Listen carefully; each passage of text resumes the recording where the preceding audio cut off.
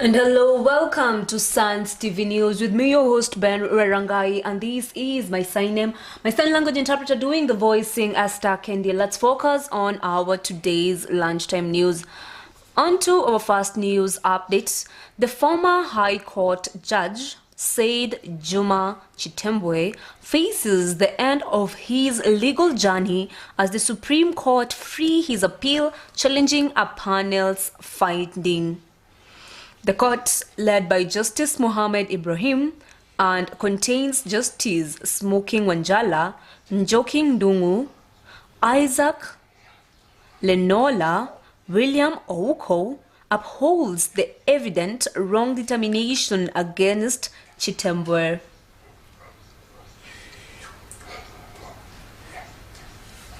The breach of the Code of Behavior of Ethics and the tribunal's advice for his removal from office are endorsed by the Constitution and are declared by the court.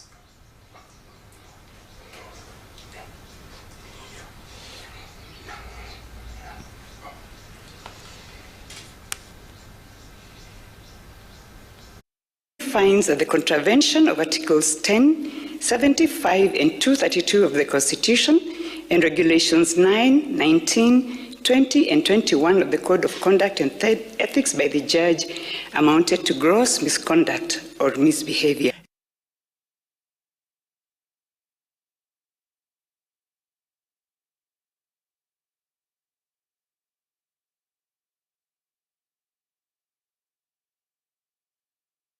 And away from that news update, 10 additional suspects have been formally charged in the corruption case involving former Tourism Cabinet Secretary Najib Balala. The accused appeared before Malindi law courts. Mr. Balala and his co-defendants are stated to behave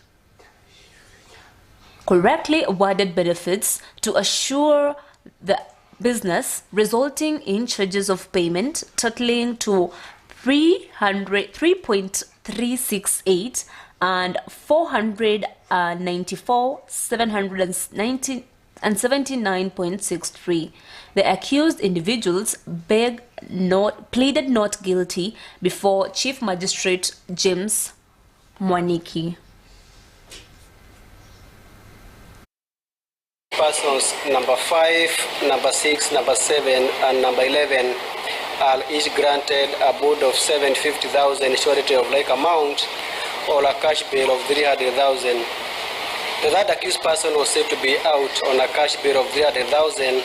He has 2 counts related to 3 million surety of like amount or a cash bail of 600,000. For avoidance of doubt, the 12th and the 13th accused persons will carry the company. The ruling on application for gag orders against the ODPP and the EACC will be reserved to the mentioned date.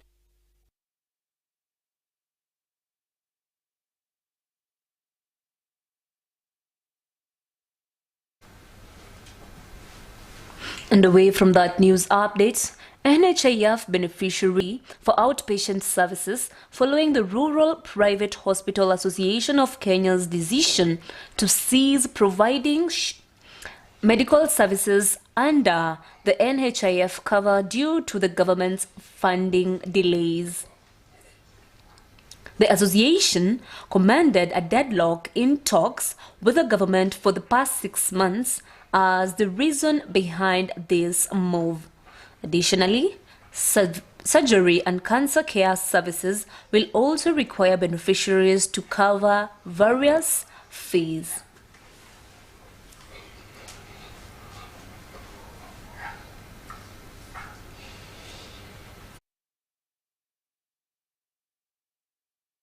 They announced that for NHIF beneficiaries, NHIF cardholders, up to 60% of services will be on a cash basis.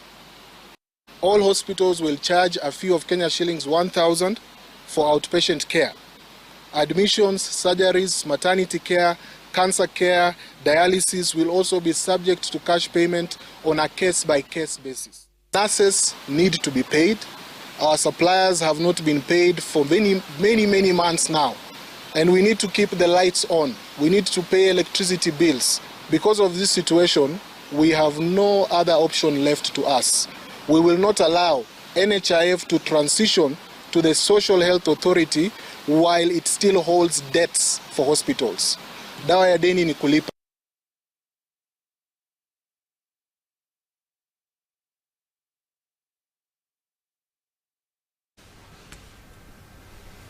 And away from that news update, we have the coastal tour. The coastal tourism sector experienced a significant upswing when a cruise ship MV Bullet arrived at the port of Mombasa this morning carrying 859 tourists.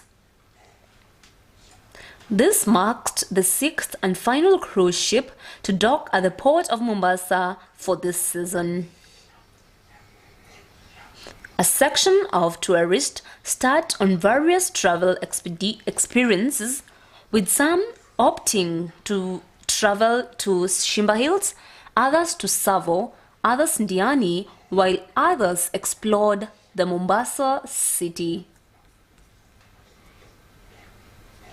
Speaking to the media after welcoming the tourists at the Kenya Ports Authority Jani Terminal in Mombasa, the acting CEO, John Chirchir, from the Kenya Tourism Board, highlighted the opportunity for the 6 coastal counties to collaborate and fund on the cruise ship tourism sector. John Chirchir stated that the Kenya Tourism Board had been diligently working to save cruise tourists in Kenya, with the ongoing campaigns to attract more ships in the country.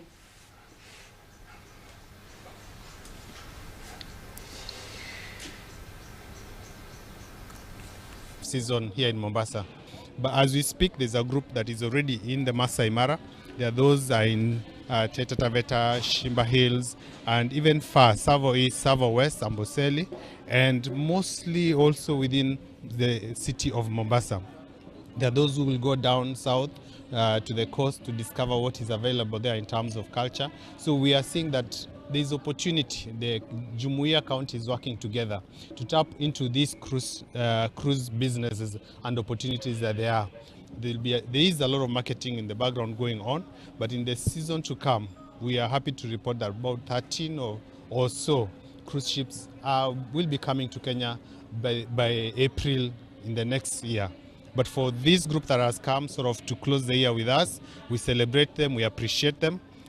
We understand that they have been looking forward to this moment, arriving in Kenya and getting those experiences they have been hearing about, learning about, talking with friends and relatives. And today they have come and enjoyed by themselves. So our role is to support and facilitate this type of trade because it's good for the port.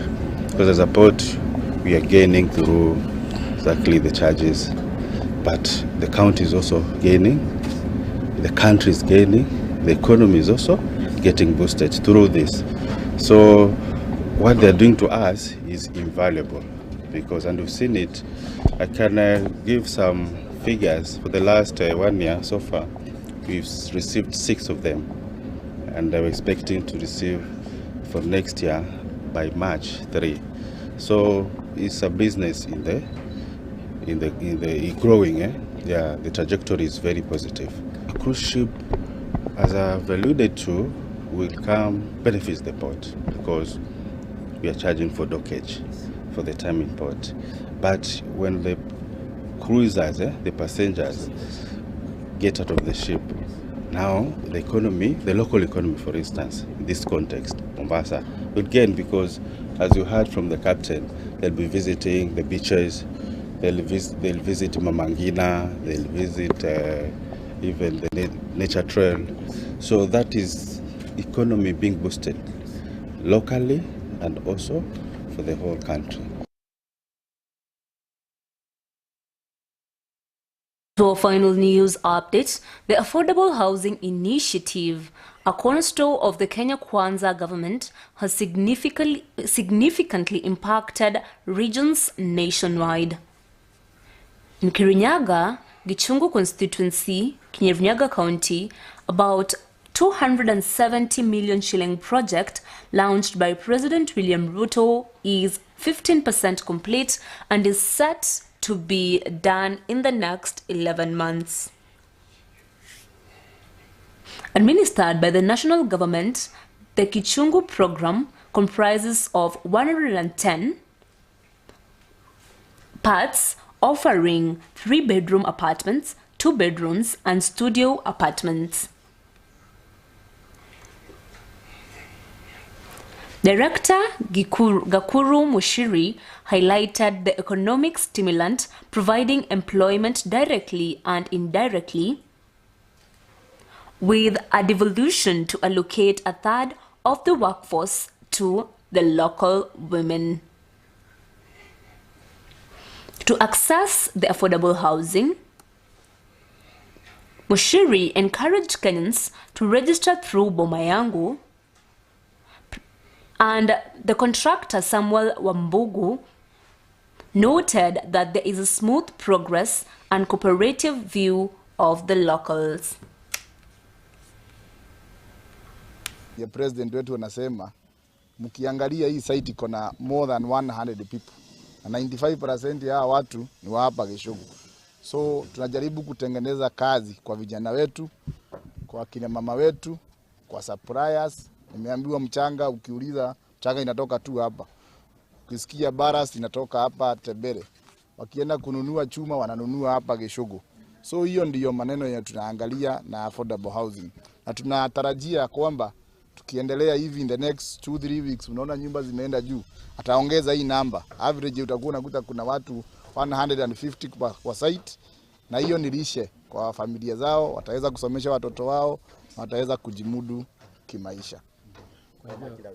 Tukiangalia hii mradi kulingana na venye imepangwa na program yake, ilianzishwa in August by the His Excellency President, na in 8 weeks almost iko 15%.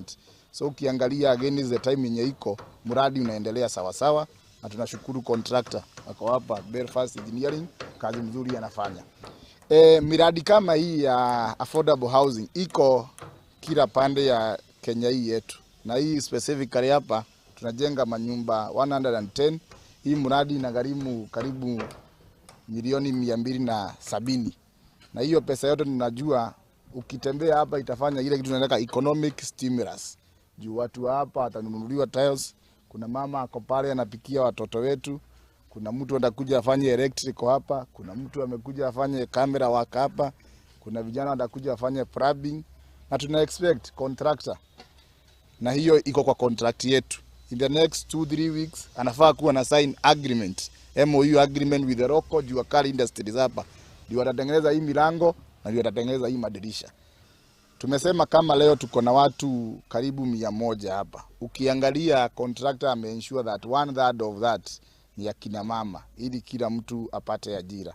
Hiyo maana nyingine tumesema si direct work yenye tumesema ya plumber, electrician ama yule mtu wako kwa hii site. Kuna watu wengine ambao wananufaika huko nje. Kwenye ballast inatoka, si inaletwa na gari. Si kuna mtu wako kwa hiyo site, hata yeye anasaidika. Kwenye tunanunua tiles zimenunuliwa hapa Gishugu. Huyo mtu wa hardware anaweza kuajiri watu wake, anaweza kufaidi familia yake. About 145 people who are working here on daily basis are locals. All of them are locals, apart from about only 6 people who we can say that they are the people that who have come with us from all the way down from other sites because of their line of expertise.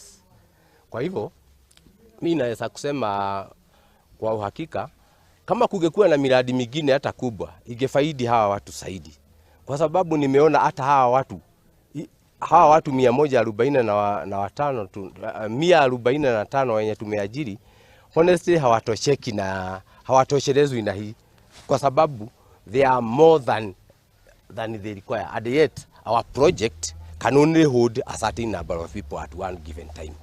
So ningeomba kama serikali ingefanikiwa kidogo, wawaongezea miradi kama vile director amesema ya kwamba kutakuwa na miradi mingine ili watu wengi hapa wafaidike. Nilikuja kulia rais ni watu wako na shida sana ya pesa ya mfuko.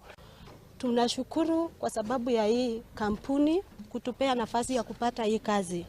Tunasema ni asanti kwa William Ruto hata kwa kuleta hii mjadala ya kazi. Tunasema ni asanti. Hii kazi imenisaidia kulisha watoto na kusomesha watoto pia. Tunasema ni asanti kwa sababu yani hapo beleni tulikuwa tunatumia ndawa hata mihandarati, lakini sasa tuko busy na kazi. Kwa hivyo hii kazi inanisaidia na ninapata kitu ya kupea watoto na school fees nitalipa Monday juu niko na watoto wanaenda shule. Kwa hivyo nafurahi kuwa niko hapa mahali hapa Valawi tunafanya kazi. Tunashukuru na tunasema ni asanti juu ya kupata na hii vacancy. Nilikuja tu kuuliza kazi juu mimi nafanyanga kazi ya mjengo. Kwa hivyo nafanya kazi yoyote na funga chuma. Kwa hivyo nafurahi nikiwa hapa. Hata na shukuru wa esimo wetu juu walitufanyia vizuri na wakatupea viva ya kutupea hii kazi. Kwa hivyo tunasema ni asanti, na wakipata hata hii kazi ikiisha, wakipata na vacancy watupee kazi nyingine bado tutafanya.